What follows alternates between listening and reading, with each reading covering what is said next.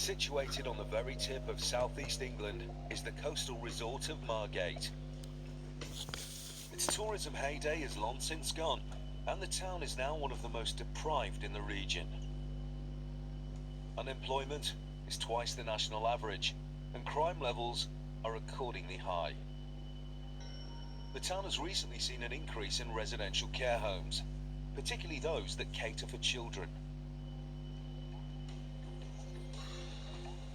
There are a number of what were old hotels and large bed and breakfast establishments that are now used for the childcare industry that sort of blossomed here. And we do suffer a disproportionate effect from children who are placed into this area by other local authorities.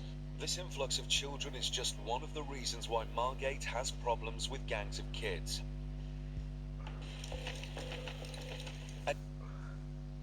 Just prior to our arrival, we've obviously got this group here. They're saying that they've witnessed the fight, but they weren't involved. Obviously, without any victim or any allegations being made, we'll take their details, give them some words of advice, and they'll be on their way. Unless something else comes up, we're made aware of it. But the fight hasn't blown over.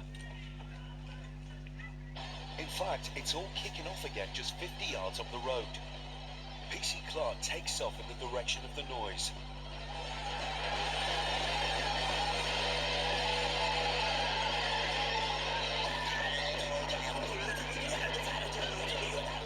This is not an unusual event for Margate's nightclubs. In fact, dealing with teenage house parties that have kicked off is a regular occurrence for them. Amazingly, some of the group are as young as 12. The nightclubs have to separate the warring children and restrain the youth who seems to be at the centre of the dispute.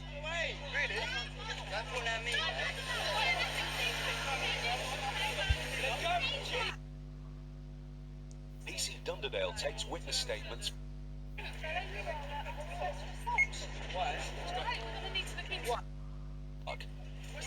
What's your name, bro?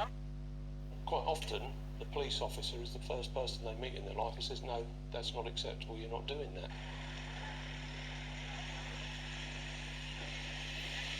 When we arrived there, one of the males refused to come away from one of the railings.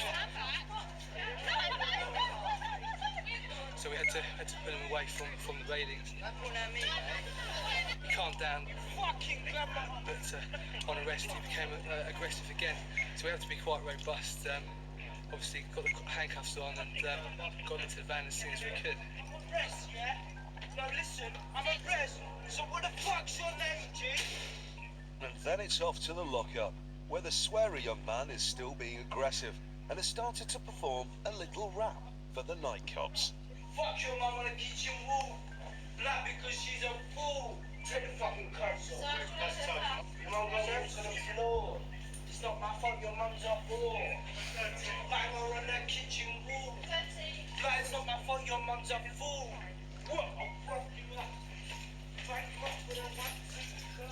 Will Smithy ain't, and as this young man has proven himself to be very antagonistic towards the police, they have no choice but to restrain him forcibly, while they search and process him for a night in the cells. And at last, he seems to be cooperating. Received any drugs tonight? No. Okay, what about alcohol? No. You sounded a little drugs? I drank a bit of alcohol. How much you had to drink? Not a lot. I need someone try and cuff me too tight and stop my blood from running to my fingers and my toe. But then it's back to the rap. Sounds like he's making up some little rhyme to himself, which is what he was doing all the way up the corridor as well. So I think he's had a few too many to drink.